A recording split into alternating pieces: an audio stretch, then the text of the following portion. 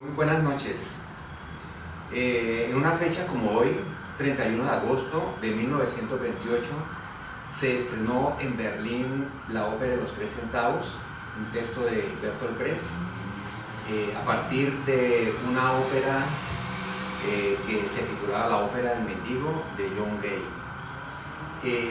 A partir de este estreno y de la presencia de Brecht en Europa, se empezó a recibir una influencia muy importante de su dramaturgia y de sus teorías en América Latina. Ha habido muchísima influencia de Brecht desde los primeros años del siglo XX, con escritores, intelectuales latinoamericanos, pero quizá la única relación entre un latinoamericano y el dramaturgo europeo es la que se le puede seguir en la relación que tuvo con Pablo Neruda. Se dice que en 1935 hubo un primer conocimiento de estos dos personajes en un congreso de intelectuales por la cultura en Europa, y luego en el mismo congreso, pero ya en 1937, volvieron a encontrarse estos dos personajes.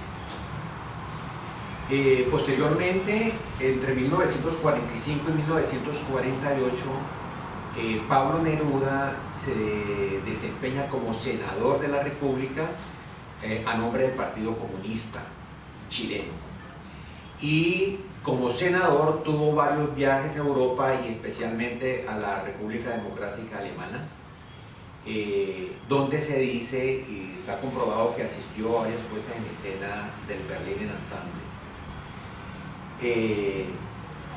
En 1950 Pablo Neruda publica El Canto General, que, como se sabe, es un poema voluminoso de carácter épico sobre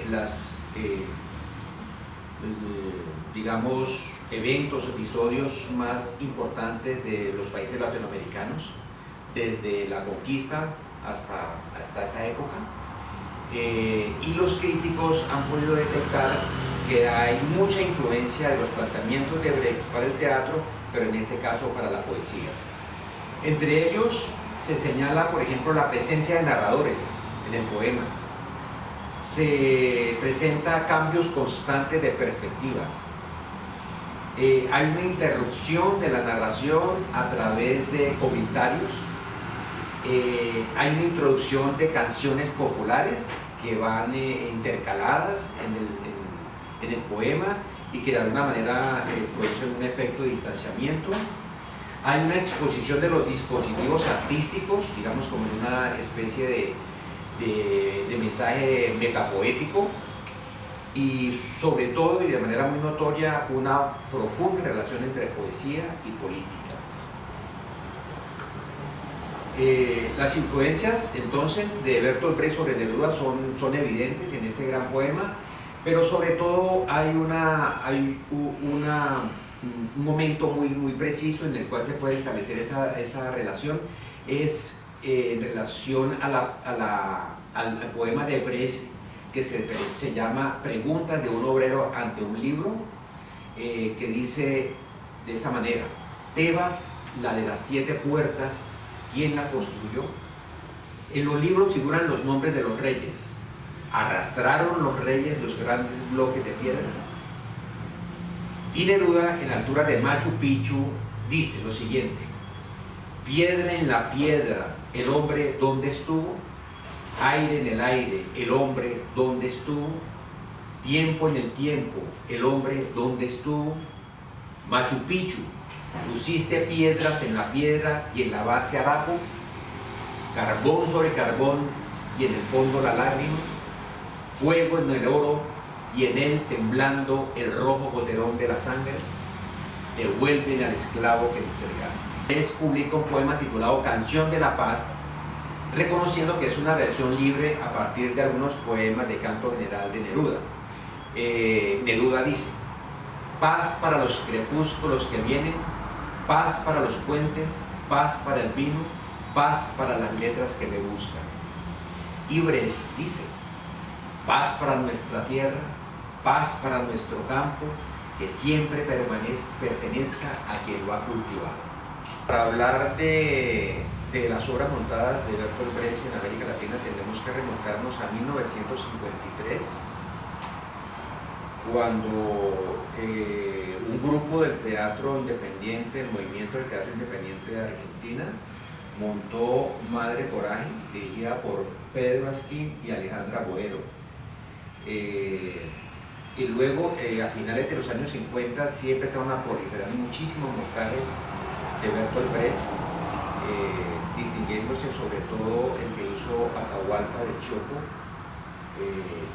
también de la ópera de los 3 centavos, y él hace una referencia a un montaje anterior del círculo de pieza caucasiano en la Universidad de Chile, aunque en el documento no precisa la fecha, pero da a entender que ya antes se había montado, hace algunos años atrás se había montado esa obra en la Universidad de Chile.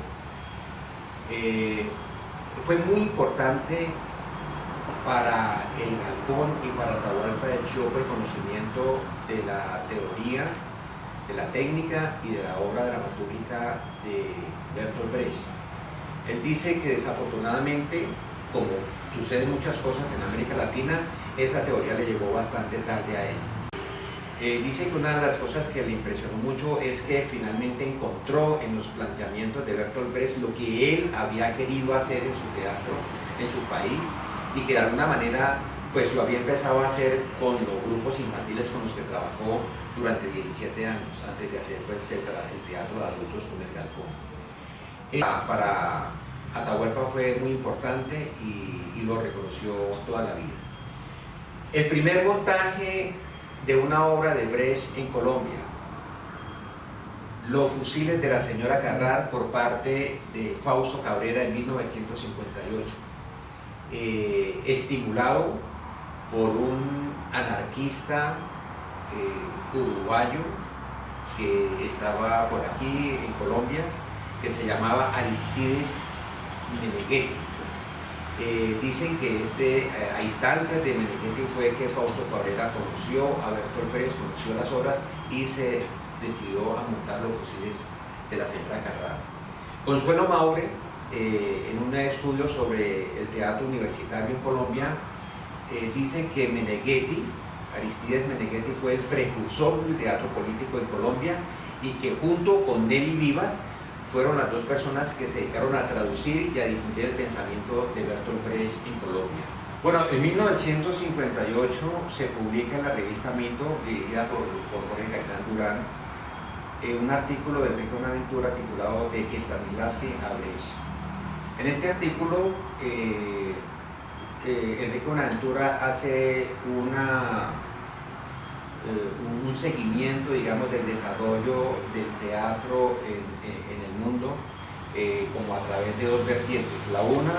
Una vertiente popular, digamos, de la juglaresca, un teatro de plaza, un teatro que encuentra su máxima expresión en la comedia del arte, y esto opuesto a un teatro burgués, un teatro que se desarrolla fundamentalmente en la época del romanticismo, del naturalismo y del realismo, y que tiene como finalidad el trabajo y la expresión de los sentimientos de los personajes. Dice Enrique, la burguesía ha puesto el arte al servicio de los sentimientos, y dice que el asunto del actor es cómo transmitir los sentimientos y provocarlos en escena de manera consciente. Y le atribuye a Stanislavski la elaboración de una técnica que permita que el actor, a voluntad, pueda recurrir a ciertos mecanismos para poder expresar este tipo de sentimientos y emociones. Y que de alguna manera los espacios teatrales se convierten en un sitio donde se revelan estas intimidades y se confiesan estas emociones. Y de esta manera piensa Enrique Buenaventura en el artículo que un poco la concepción del teatro se reduce a una expresión limitada, que es simplemente de la expresión de los sentimientos. Por otra parte, dice que la aparición de Bertolt Brecht vuelve a poner sobre el tapete la posibilidad del actor popular, del teatro que tiene unas raíces en el pueblo y que de alguna manera explota y hace que este otro teatro, digamos, se pueda percibir en sus dimensiones tan limitadas. Bertolt Brecht, según Enrique Bonaventura, entonces, es la persona que hace una gran revolución en el teatro y permite que pensemos el teatro de otra forma y que le demos una función social que hasta ese momento no lo ha tenido. Entonces, en ese sentido, un poco, sobre todo en la interpretación de la gente del teatro, se volvió que el artículo de alguna manera propiciaba tener una mirada de oposición, de contradicción, de enfrentamiento entre, digamos, el teatro que proponía Stanislavski y el teatro que proponía Bertolt Brecht. Esto, en síntesis, es, digamos, el efecto que tiene el artículo de Enrique Bonaventura en la revista Mito, de Stanislavski a Brecht.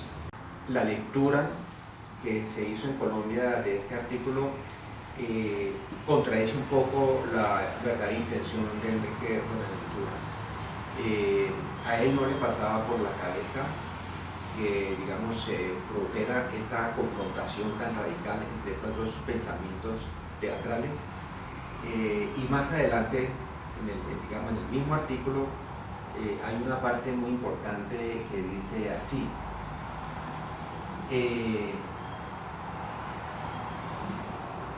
no hay necesidad de llevar al escenario forzosamente las cosas de la vida, que es mucho mejor que se descarten. Debemos usar la verdad transformada en equivalente poético mediante la imaginación creadora.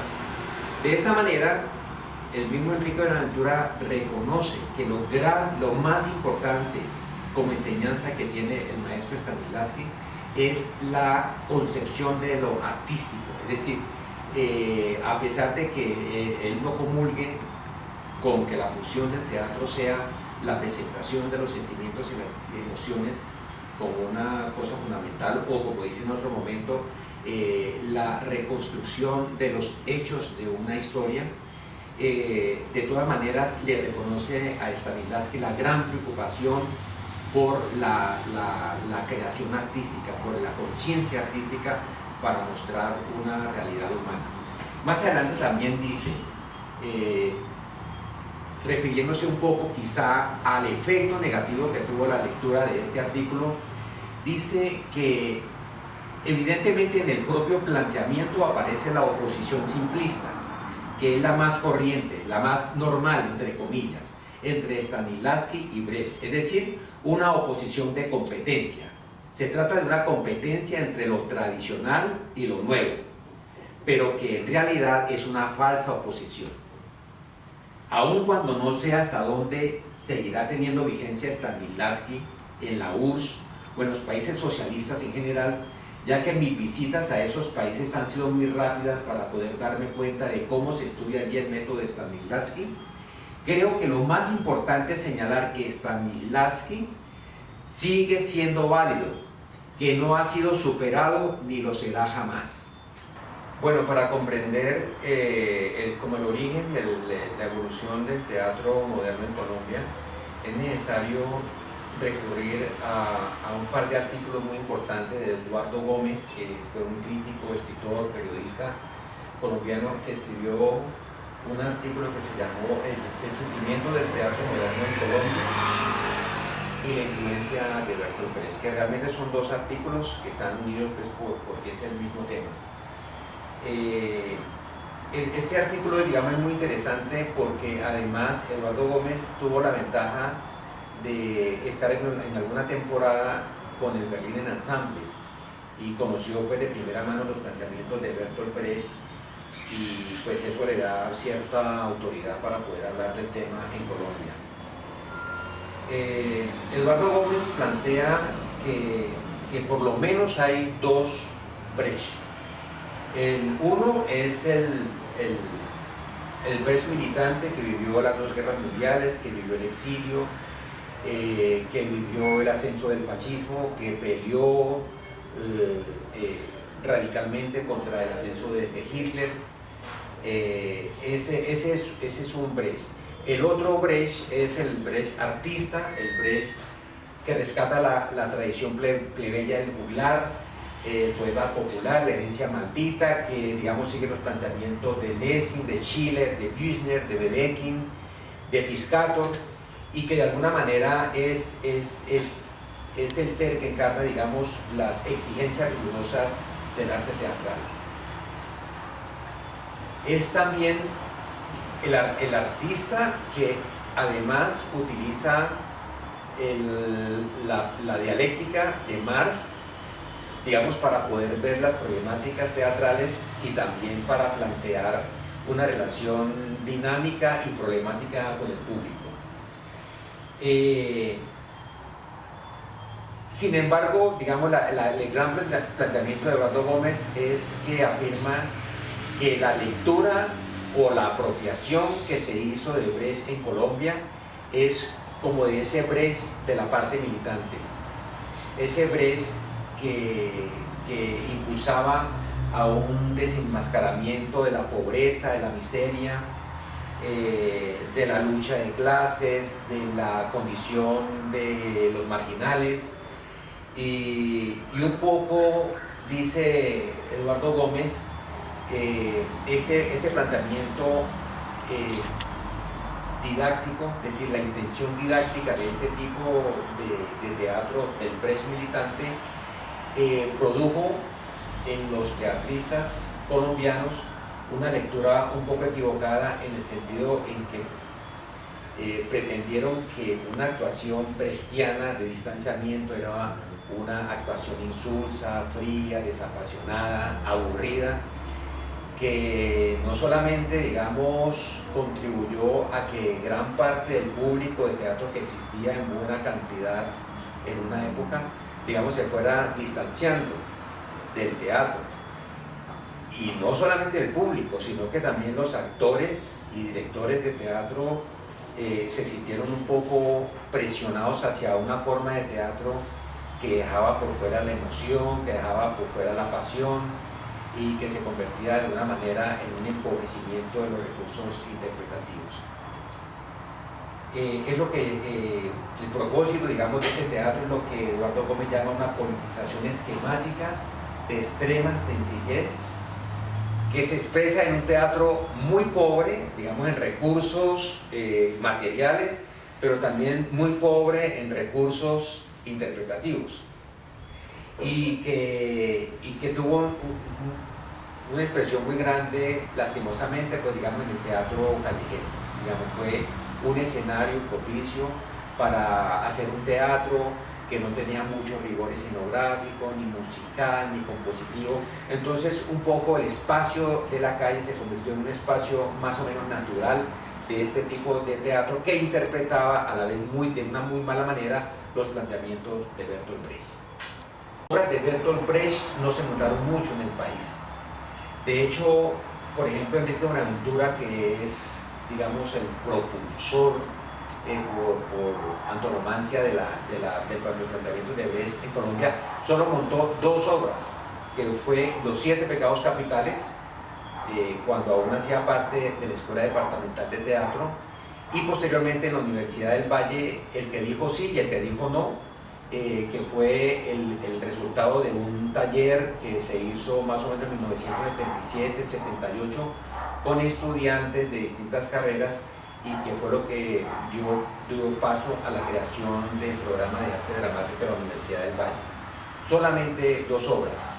Y por parte de Santiago García montó 3. Un hombre es un hombre, Galileo Galilei, que fue la obra con la que se produjo este gran escándalo en la Universidad Nacional y que ocasionó la salida de Santiago García, Fausto Cabrera y otra cantidad de gente para formar el dúo.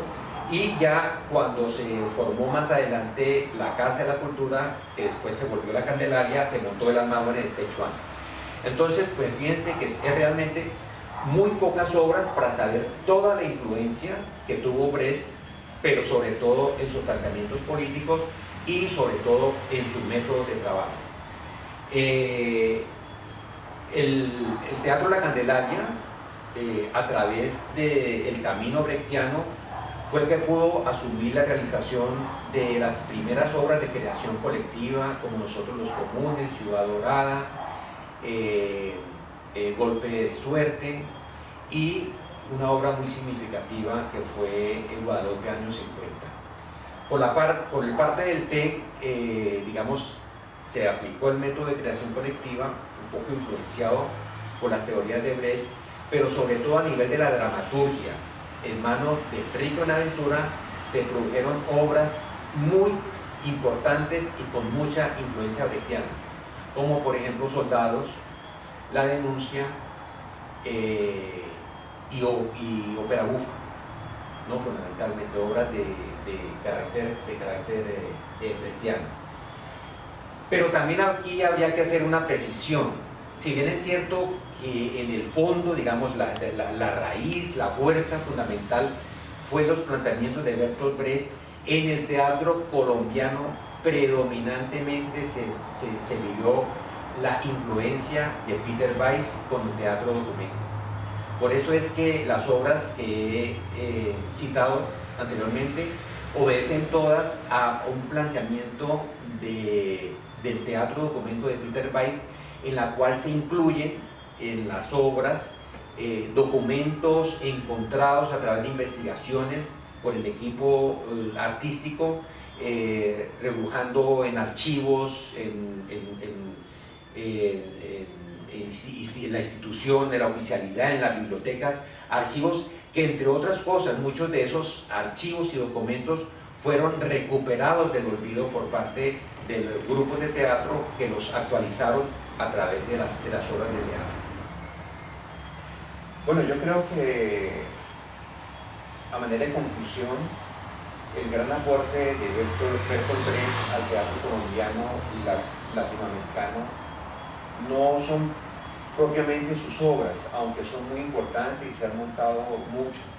Yo creo que el gran aporte de Bertolt Brecht ha sido el método de trabajo que permite mirar de una manera compleja la realidad latinoamericana y expresarla con una confluencia de lenguajes variados, con actitudes desmistificadoras,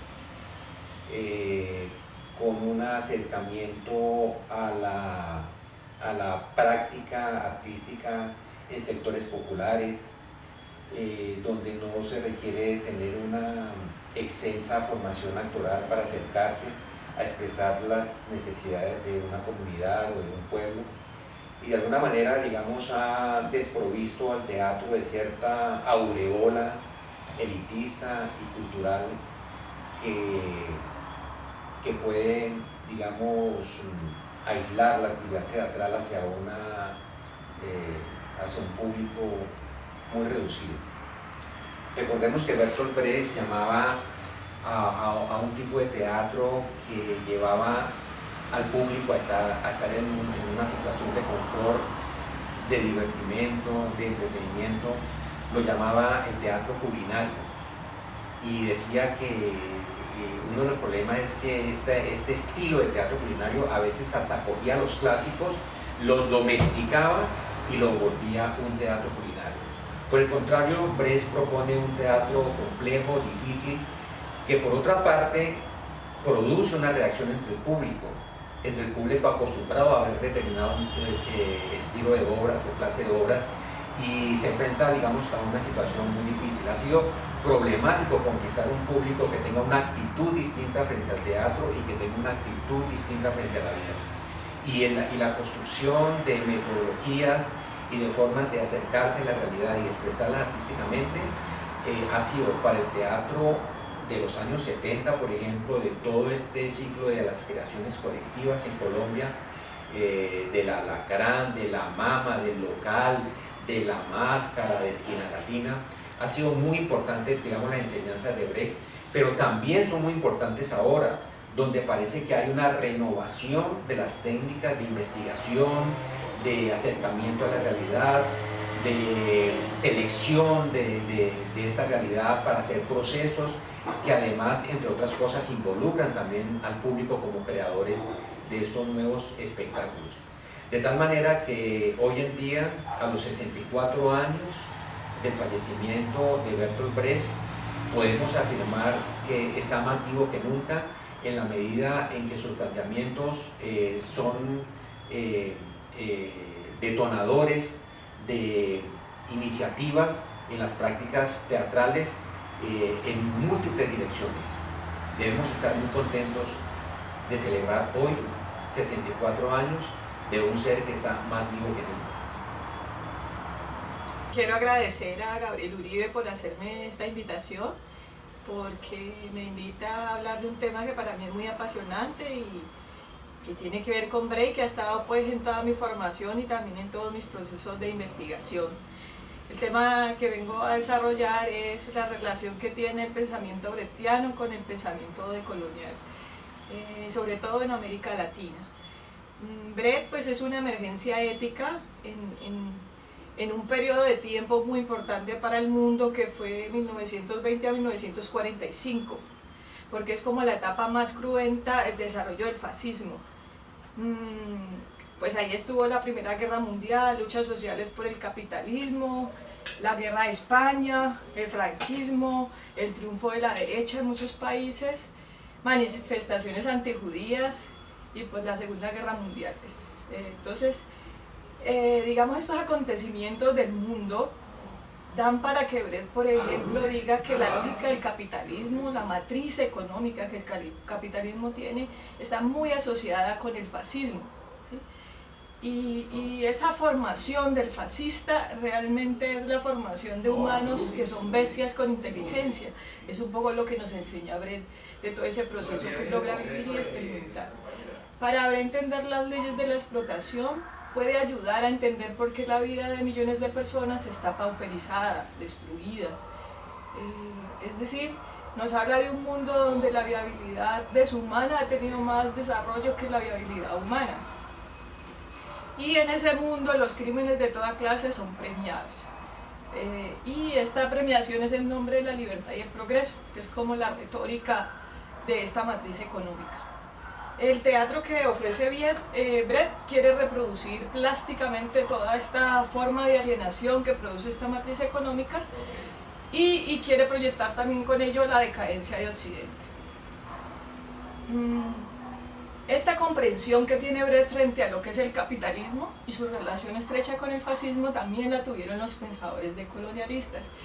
El pensamiento decolonial es una emergencia ética también, pero no deviene de Europa, sino que es una emergencia ética que en primer lugar llega a Europa por los poscolonialistas. El poscolonialismo africano es quien va, digamos, a sentar las bases de lo que sería el pensamiento decolonial. En el caso pues de africanos y caribeños como Sédar Senghor, Aimé Césaire, Frantz Fanon, fueron como los primeros que pusieron como los postulados de este pensamiento desde el concepto de la negritud. Pero ya, digamos, en los legados andinos coloniales podemos encontrar a Carlos Mariátegui, ¿cierto? Y después de él, por ejemplo, Aníbal Quijano.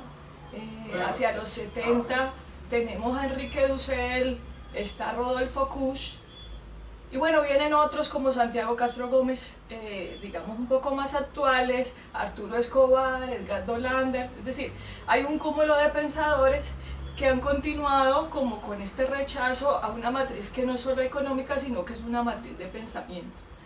Y lo que se plantea es digamos, cómo tenemos que desprendernos de ella, porque allí lo que hay son procesos de deshumanización. Bueno, tanto en Brecht como en el pensamiento decolonial encontramos algo muy interesante, que es la dialéctica de la negación. La negación del negado. Y esta imagen de la negación del negado es proyectada pues en forma de alienación. En Brecht, por ejemplo, algo del humano está suprimido por la matriz económica del capitalismo. En el pensamiento decolonial, la matriz colonial suprime sujetos y saberes, y con ello también pues una ética. ¿Cuál es la ética que suprime? La ética del bien común. Subalterniza así pues saberes, subjetividades, territorios y desarrollos culturales locales digamos, de esta experiencia que está por fuera de Europa, y que es esta experiencia de la colonización de estos países que se han llamado países del tercer mundo. pues en últimas lo que suprime son las sensibilidades particulares que aparecen en estos territorios. ¿Qué promulga esta matriz? Pues la pensé única, una egología, una economía del ser que es suplantada por la identidad del sujeto colectivo. En América, pues poco antes, como los decía, Mariátegui ya había sentado algunos de sus postulados, pero también en Europa había ya una teoría crítica naciente, y esta teoría crítica obedecía mucho sobre las luchas de emancipación, sobre todo de los exiliados internos de la Europa, ¿no? Los judíos, los homosexuales. Eso es lo que conocemos como la teoría de Frankfurt, y bueno, ya después encontramos otros pensadores. Pero hay una diferencia entre esta teoría y la teoría decolonialista, y está sobre todo en esta palabra emancipación y liberación. Se emancipa, dice Enrique Dussel, el hijo del padre, pero una persona negada se libera. Y por eso, digamos, tenemos esta diferencia de dos formas de pensamiento crítico que hay en el mundo. Lo que en últimas los decolonialistas dicen que se niega en la matriz colonial es el pensamiento popular, ¿sí? Y esto es una cosa que también vamos a encontrar en él. Las luchas de la liberación y las revoluciones que se produjeron por estas, como la revolución de Guinea-Bissau, la revolución angolana, cubana, producen en los latinoamericanos nuevos horizontes, y bueno, para otros pueblos del tercer mundo. Esta matriz de poder, colonialidad, capitalismo, fascismo, ha sido estudiada por los decolonialistas en varios rasgos. El primer rasgo, pues, es que la vida moral y exitosa se asocia a la acumulación de riqueza, mercancía, propiedad. Las formas de vivir de las personas y de gobernar también obligan a trabajar para producir y no para vivir, menos para convivir.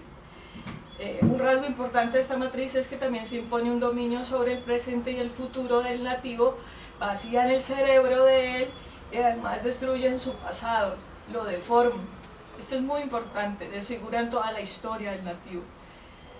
En la retórica de esta matriz siempre se anuncia la salvación, el progreso, el desarrollo, pero la puesta en práctica de sus ideas produce lo contrario: explotación, racismo, expropiación, injusticia. Es decir, promete corregir desigualdades cuando realmente las produce. Quiere ser la totalidad, eliminando todas las posibilidades. Hay culturas orientales, por ejemplo, que no piensan en totalidad, o sea, la palabra totalidad no está dentro de sus lenguajes.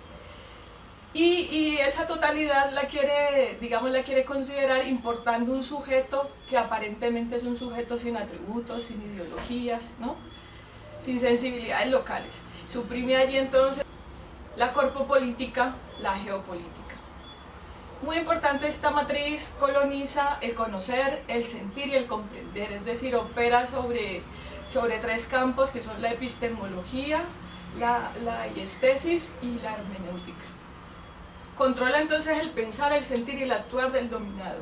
El campo de dominio que tiene más fuerte es el epistemológico, y opera subyugando más fuertemente al nativo culturalmente que físicamente. Pensadores como Freire, Rodolfo Kusch, ¿sí?, en particular, ofrecen claridades sobre esta dialéctica. El asunto es que opresores y oprimidos están negados en su humanidad. Ambos necesitan liberarse, pero el opresor no lo va a hacer. Entonces, ¿a quién le corresponde? Al oprimido. El oprimido debe liberarse para sacar de la deshumanización al opresor. De lo contrario, el oprimido también puede llegar a ser un tirano mayor, ¿no? Eso es un poco lo que nos dice Freire. Kusch dice que nosotros realmente, constitutivamente, tenemos esas dos matrices. Estamos movidos por una filosofía de vida, que es la del hedor, es decir, lo que está por fuera de la populosa ciudad, y la filosofía de la pulcritud, lo que está por dentro. Una separa la naturaleza del humano y la otra hace de esta unión un fundamento profundo para la vida. La filosofía del ser, que es la filosofía de ser el ombligo del mundo, es decir, una filosofía individualista, en América Latina dice suprime a otra, que es la filosofía del estar siendo, la posibilidad. Una opera desde la ética del bien común y la otra desde una ética individualista que suplanta la identidad que alberga la primera. Subjetividad comunitaria e identidad colectiva, entonces serán dos términos que aparecerán en la filosofía de la liberación y en el pensamiento decolonial, y más o menos lo que significa esta subjetividad comunitaria es que una comunidad produce un éxodo del dominio del capital para así evitar el suicidio colectivo. Y ofrece otro tipo también de relaciones intersubjetivas más responsables. Hay economías circulares, ¿sí?, que es lo que no tiene la matriz colonial. Pues pensadores como Luis Villoro, Enrique Dussel nos hablan mucho de esto. En esta subjetividad comunitaria, los sujetos culturales toman la decisión de rescatar lo que más les conviene de las otras culturas, y la cultura no es impuesta como si fuera una cosa que habría que consumir nomás. Lo que los decolonialistas proponen es que se habilite esta frontera del negado, los sujetos subalternos de esta matriz del pensar decolonial. Propone otras formas de hacer ciencia en América Latina y empezar así todo de vuelta. Este pensamiento dialéctico que encontramos en los decolonialistas está ligado también a lo que llamaríamos el pensamiento utópico, el horizonte de expectativa de los variados etnogrupos que han sido amenazados, perseguidos, eliminados. Los sujetos de los que habla, digamos, el pensamiento decolonial son sujetos que son reconocidos como culturales, sujetos de saber, inscritos en otra ecología de vida que convive con la ecología de la matriz colonial. Esta es la contradicción fundamental en América Latina. Convivimos con estas dos matrices.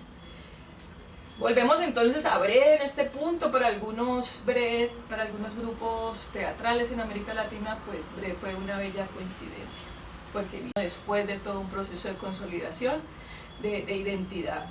Para otros fue la posibilidad de materializar una búsqueda estética. Para otros una ficha que faltaba para encajar unas piezas que unieran la ética estética con la ética política, naciente pues en América Latina. Para, por ejemplo, Atahualpa de Chopo, ¿cierto?, director del Galpón, grupo uruguayo, Breth ya tenía todo dado, ¿sí? Cuando pone en primer lugar al pueblo, ese era un paso importante como protagonista, y cuando establecía una relación perdida pues en la moderna europea, que era la de filosofía, arte y educación, ¿cierto? Y además Breth recupera también este pensamiento político relacionado con lo cultural y lo popular. Para Breth, cuando el individuo vuelve a la masa, se humaniza. En este sentido, el capitalismo para él de cierta manera también podría crear humanismo, ¿no? Lo crea cuando el individuo se moviliza contra la matriz colonial y se revela ante las injusticias, abusos, sufrimiento que la matriz le profiere. Los teatristas encuentran entonces en Breth la perfecta comunión entre técnica, ideología, estilo y contenido. En Breth hay otro rasgo interesante que se vuelve atractivo para los teatristas latinoamericanos, y es la posibilidad de una nueva poesía. Esta poesía nace de la hostilidad de la gran urbe, dice Breth en su libro Arte y Política, ¿sí?, de la consistencia pétrea que tiene la hostilidad de la gran urbe, la confusión, su lenguaje babilónico, nos dice Breth. Y además Breth llega a un teatro que ha cuestionado o que está cuestionando lógicas de importación cultural, económica, política, y en contextos donde se están eliminando sistemáticamente los variados etnogrupos que subsisten a esta matriz de poder.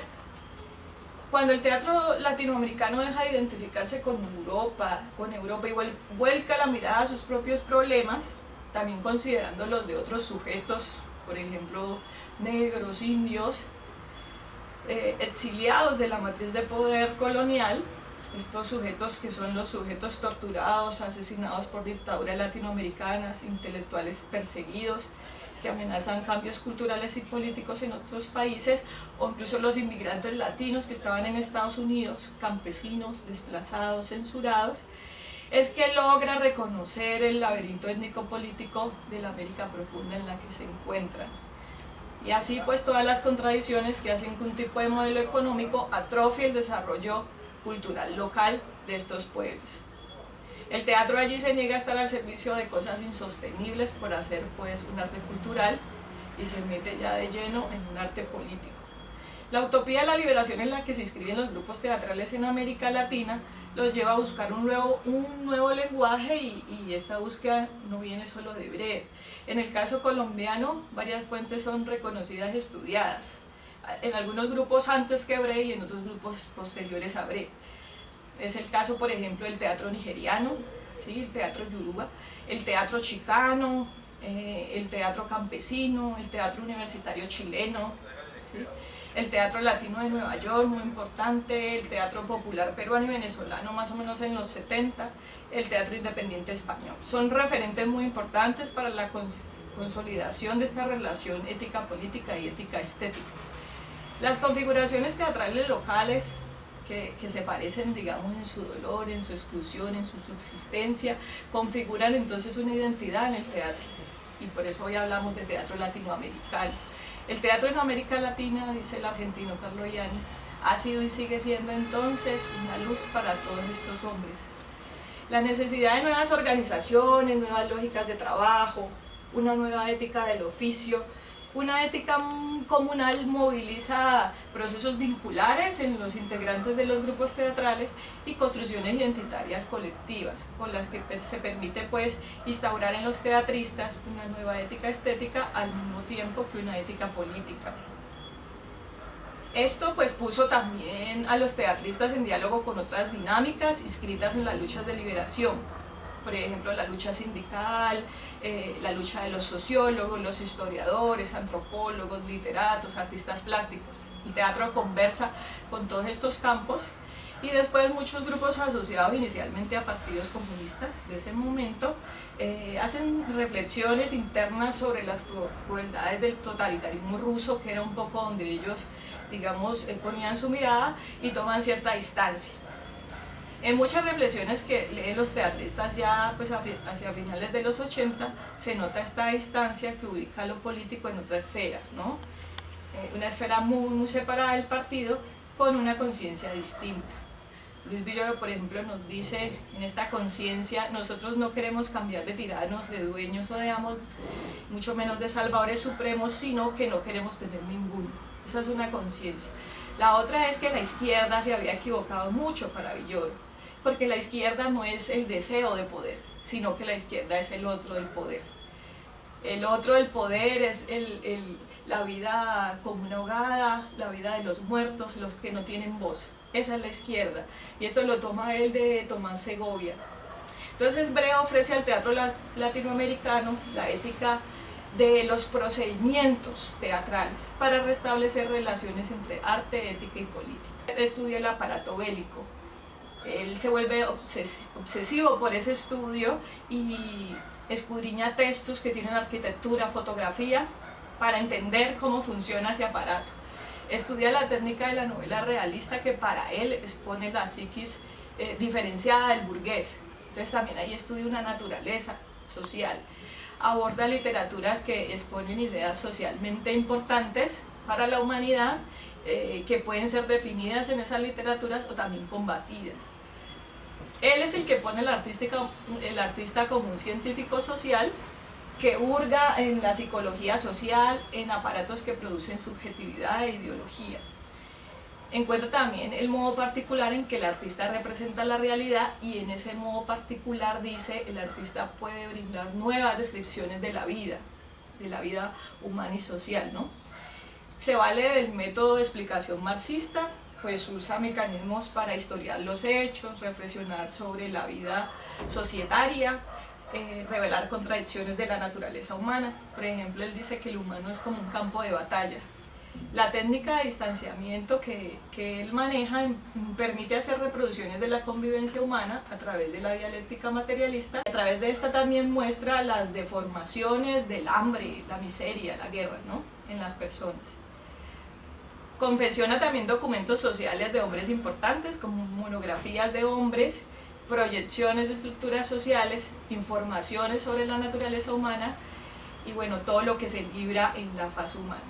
Pero esto lo hace desde lo típico, no desde lo neutral. Esto ya lo venía haciendo también el teatro oriental, ¿no? Esto trabajar sobre lo típico, o sea, un modo de ser cultural típico. ubica movimientos emocionales que todavía no han sido organizados por la razón, pero que él sabe que los usa el cálculo, los usa el político, los usa el artista. Entonces esto se vuelve un material de trabajo y considera que el teatro, así como otros medios, como la radio, podía ser un elemento, un medio importante de comunicación de la vida pública y las decisiones colectivas. Así es como ve también el teatro. Pues brinda comprensiones del realismo, por ejemplo, el realismo para él es aquello que desenmascara el causal social y pues puntos dominantes desde el punto de vista de los que dominan. Lo popular para él es algo que no es estático y eso ya que por ejemplo los colombianos como Rosario Montaña, Fernando Cajiao, el mismo Zapata Olivella nos dejaron bastantes textos y comprensiones sobre lo popular, no como una cosa de anquilosamiento de tradiciones, sino que como una cosa que también tiene movimiento. Y este concepto pues para él, como para también estos colombianos que acabo de nombrar, ha tenido muchas falsificaciones. Pero en última lo que aparece ahí es lo que mencionaba ahora y es la negación del pensamiento popular. El T en cabeza de Enrique Buenaventura logra captar todo este gran aporte de Bré y a diferencia pues, de lo que muchos detractores consideran de él, logra ser uno de los primeros en materializar en Colombia, incluso en América Latina ha sido reconocido, pues de muy buena manera todos los aportes que Bré trae a los teatristas. Buenaventura, que es un pensador genuino latinoamericano, pone sus temas en periodos o acontecimientos históricos. Al referirse al pasado, pretende distanciar el presente como lo hace Bré, y dentro de su poética ubica un concepto central que él va a definir como mitema. ¿Sí?